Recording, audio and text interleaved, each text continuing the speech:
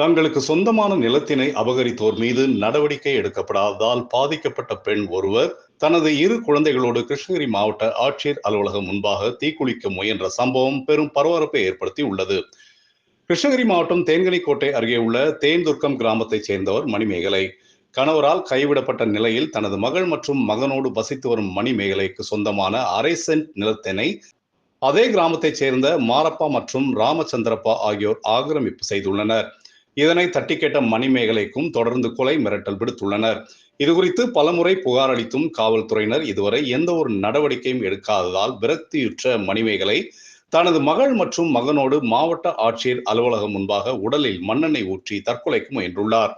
சம்பவ இடத்தில் அப்போது இருந்த சமூக நுகர்வோர் பாதுகாப்பு நலச்சங்கத்தின் மாநில பொதுச் செயலாளர் டாக்டர் சந்திரமோகன் மற்றும் காவல்துறையினர் இணைந்து தீக்குளிக்க முற்பட்ட 3 பேரையும் காப்பாற்றி மாவட்ட ஆட்சியரிடம் அழைத்து சென்றுள்ளனர்.